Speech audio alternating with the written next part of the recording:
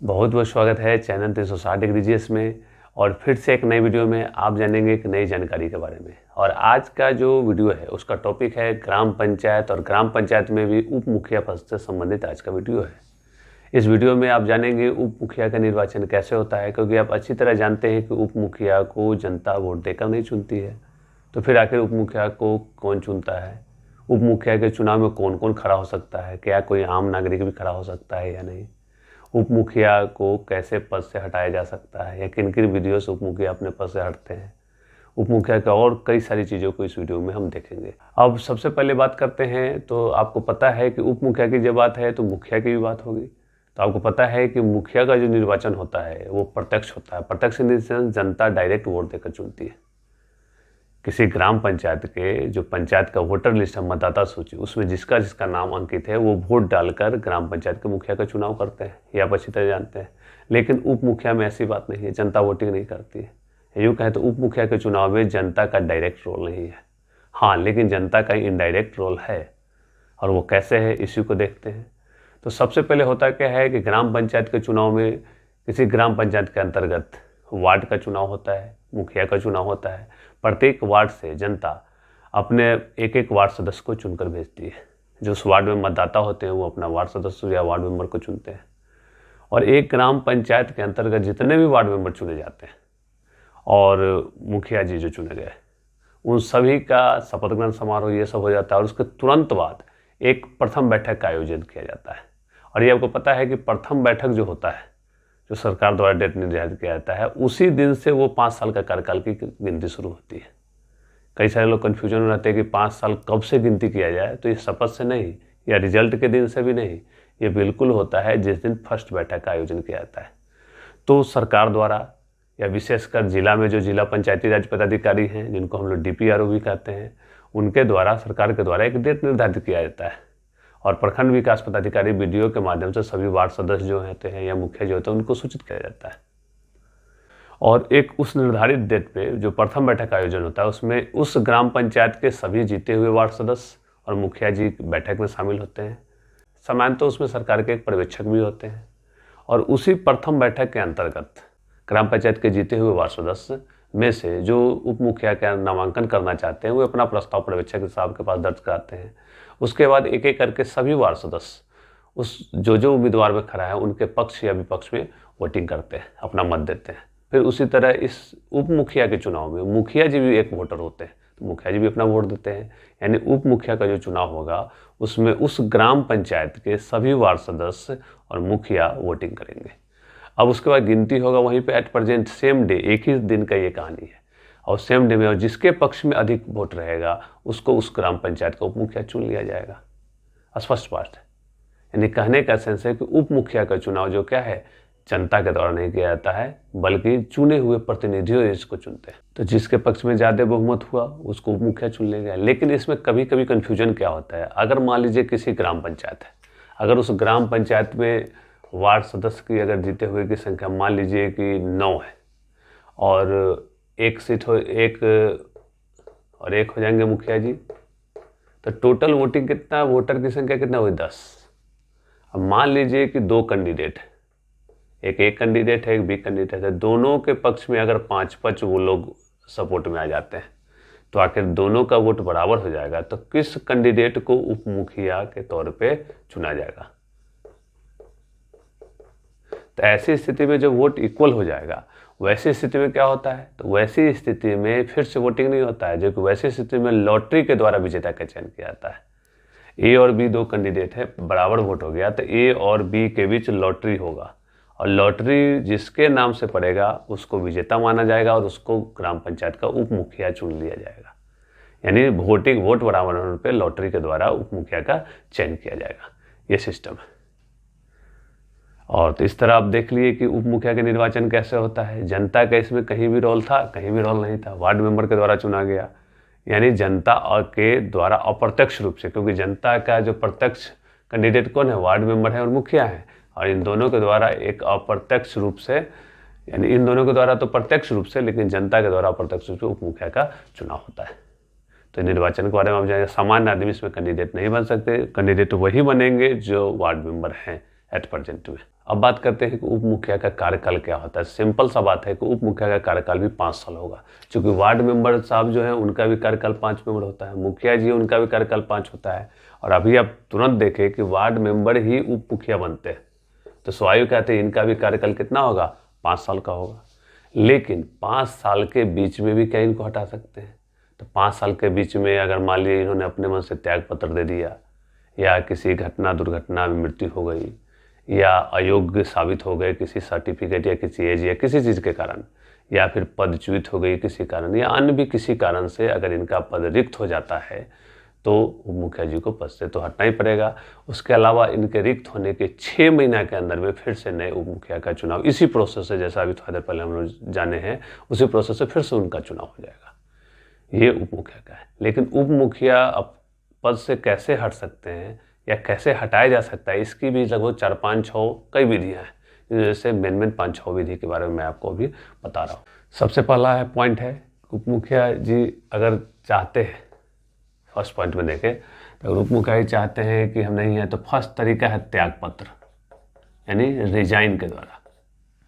अगर उप मुखिया चाहें तो उनको लगे कि नहीं, किसी कारणवश उनको रिजाइन करने का अगर त्याग पत्र स्वेच्छा से देना चाहते हैं, तो एक आवेदन लिख के त्याग पत्र से संबंधित वो अपना त्याग पत्र दे सकते हैं। लेकिन त्याग पत्र वो कहाँ देंगे? जब भी देंगे त्याग पत्र देंगे DPRO के साहब के यहाँ, यानी जिला पंचायती राज पदाधिकारी के यहाँ। ब्लॉक में नहीं देंगे, ना मुखिया जी के यहाँ अपना त्याग पत्र का आवेदन देंगे, और ना ही ब्लॉक में BDO या CO किसी के यहाँ देंगे। सीधे अगर ये त्याग पत्र देते हैं मुखिया जी, तो कहाँ? DPRO के यहाँ, यानी जिला में देना होगा।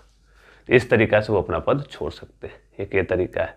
लेकिन इस तरीका में एक ध्यान देने वाली बात है कि अगर उप मुखिया जी ने त्याग पत्र दिया है, तो वो त्याग पत्र जिस दिन से DPRO साहब को देंगे, उस दिन से 7 दिन तक, जिस दिन इन्होंने त्याग पत्र दिया है उस दिन से 7 दिन तक इनका त्याग पत्र एज इट इज रखा रहेगा। तब तक DPRO साहब इसको एक्सेप्ट नहीं करेंगे, एज इट इज पड़ा रहेगा। क्यों? क्योंकि 7 दिन के भीतर अगर उप मुखिया जी का मन बदल जाए कि नहीं, हम त्याग पत्र दे दिए थे लेकिन अब हम नहीं चाहते हैं त्याग पत्र देना, तो इस 7 दिन के भीतर ही चाहेंगे तो फिर से एक आवेदन लिखेंगे कि त्याग पत्र वापस लेने के संबंध में, तो ये वापस त्याग पत्र अपना ले सकते हैं अपना बात। तो इस 7 दिन के भीतर ये अपना एप्लीकेशन फिर से लिखना पड़ेगा और अपना त्याग पत्र को रिजाइन को वापस ले सकते हैं। और फिर उनके लिए DPRO के साहब के पास भी चिट्ठी देंगे तो इनका त्याग पत्र वाला वापस हो जाएगा और ये पुनः अपने पद पर बने रह जाएंगे। लेकिन कितने दिन के अंदर? 7 दिन के अंदर ही। अगर 7 दिन तक एज इट इज रहता है, उप मुखिया जी का मन नहीं बदला, तो 7 दिन के बाद स्वतः वह त्याग पत्र एक्सेप्ट माना जाएगा और 7 दिन के बाद स्वतः उप मुखिया जी अपने पद से हटे हुए माने जाएंगे और उस ग्राम पंचायत का पद उप मुखिया का खाली हो जाएगा, रिक्त हो जाएगा। तो ये प्रोसेस है। त्याग पत्र देंगे, DPRO साहब के पास देंगे, 7 दिन तक रखा रहेगा, उनका वेटिंग होगा, अगर नहीं आएंगे तो उनका रिजाइन मान लिया जाएगा। और क्या तरीका हो सकता है? तो और तरीका में देख सकते हैं कि कोई भी अगर उप मुखिया है, अगर वो किसी तरह वार्ड मेंबर के पद से पदच्युत हो जाते हैं, वार्ड सदस्य या वार्ड मेंबर के पद से अगर हट जाते हैं, तो वो उप मुखिया के पद पर भी नहीं रहेंगे। किसी कारण से अगर वार्ड मेंबर वो नहीं रहते हैं, क्योंकि आप पहले ही जाने हैं कि वार्ड मेंबर ही उप मुखिया होते हैं। जब वार्ड मेंबर ही नहीं रहेंगे तो उप मुखिया कैसे रहेंगे? किसी कारण से होता है, अयोग्यता हो, पदच्युति हो या किसी घोटाला किसी कारण से, तो स्वतः अगर वार्ड मेंबर का पद उनका समाप्त होगा तो उप मुखिया का पद स्वतः समाप्त माना जाएगा। इसके अलावा भी एक तरीका है जिससे उप मुखिया जी को अपना पद छोड़ना पड़ सकता है, वो तरीका है अविश्वास प्रस्ताव का। अविश्वास प्रस्ताव, अविश्वास प्रस्ताव खैर कई चीज़ों में लगता है, यहाँ उप मुखिया के सेंस में भी अविश्वास प्रस्ताव लगाया जा सकता है। इसके लिए क्या होगा? इसके लिए वार्ड मेंबर जो है, उस ग्राम पंचायत के जितने भी वार्ड मेंबर हैं, उस वार्ड मेंबर के 1/3, जैसे अभी एग्जाम्पल हम लोग 9 के लिए, तो 9 का 1/3 कितना होगा? तो 9 का 1/3 कर लीजिए, नहीं यानी 3। अगर 1/3 यानी 33% वार्ड मेंबर एक लिखित आवेदन लिख के अविश्वास प्रस्ताव लगाने के संबंध में लिख कर उस पर अपना सिग्नेचर करके, हस्ताक्षर करके अगर उप मुखिया जी के पास आवेदन देते हैं कि हमको उप मुखिया के खिलाफ अविश्वास प्रस्ताव लगाना है, तो वो आवेदन वहाँ मुखिया जी के पास जमा कर सकते हैं। आवेदन जमा होने के, अब मुखिया जी के पास आवेदन होगा तब क्या होगा? मुखिया जी आवेदन के 7 दिनों के अंदर, ये ध्यान रखना है मुझे। जब आवेदन होगा उस आवेदन के 7 दिनों के अंदर मुखिया जी एक विशेष बैठक बुलाएंगे। 7 दिनों के अंदर मुखिया जी एक विशेष बैठक बुलाएंगे और इस बैठक की अध्यक्षता भी मुखिया जी खुद करेंगे। आवेदन आएगा उसके 7 दिनों के अंदर विशेष बैठक और उसकी अध्यक्षता मुखिया जी खुद करेंगे और उस अध्यक्षता में तब निर्णय होगा, उसमें सभी वार्ड मेंबर रहेंगे और जो मुखिया जी पर अविश्वास प्रस्ताव लगाया गया वो भी रहेंगे, मुखिया जी भी रहेंगे, सबको बुलाया जाएगा और उसमें निर्णय लिया जाएगा इस पर क्या आगे की प्रोसेस करना है। बातचीत होने के बाद वोटिंग उस पर कराई जाएगी। किस पर? अविश्वास का जो प्रस्ताव लगा है उस अविश्वास प्रस्ताव पर वोटिंग कराई जाएगी और उस वोटिंग में सभी वार्ड मेंबर अपना अपना वोट डालेंगे और अगर अविश्वास प्रस्ताव में आधे से अधिक अगर वोट पड़ गया तो वो अविश्वास प्रस्ताव पास माना जाएगा और जो ही अविश्वास प्रस्ताव पास होगा उसी समय से उसी दिन से उप मुखिया जी का पद रिक्त माना जाएगा, उनको हटना पड़ेगा। लेकिन अविश्वास प्रस्ताव के अगर विपक्ष में ज़्यादा वोट पड़ गया, नहीं हम अविश्वास प्रस्ताव के पक्ष में नहीं है, उसमें आधे से ज़्यादा वोट पड़ गया तो अविश्वास प्रस्ताव खारिज हो जाएगा और उप मुखिया जी अपने पद पर बने रहेंगे, नहीं हटेंगे। ठीक है, जैसे 9 है तो 9 में अगर 5 जिसके पक्ष में हो जाए अविश्वास प्रस्ताव के पक्ष में तो उप मुखिया जी हट जाएंगे। अविश्वास प्रस्ताव के विपक्ष में यानी अविश्वास प्रस्ताव खारिज हो गया तो उप मुखिया जी बने रहेंगे। कहने का सेंस कि अविश्वास प्रस्ताव के द्वारा भी उप मुखिया जी को पद से हटना पड़ सकता है। लेकिन अविश्वास प्रस्ताव का एक नियम भी है कि ये नियम है कि अविश्वास प्रस्ताव तो आप ला सकते हैं उप मुखिया के खिलाफ, लेकिन उसका एक शर्त है, कुछ कंडीशन है। क्या कंडीशन है? शर्त ये कि जब ग्राम पंचायत का नया नया चुनाव हुआ था उसके प्रथम बैठक में उप मुखिया जी को चुना गया था और उसी दिन से पंचायत का कार्यकाल भी हुआ। तो ग्राम पंचायत का जो कार्यकाल है, ग्राम पंचायत का जो कार्यकाल होता है 5 वर्ष का होता है।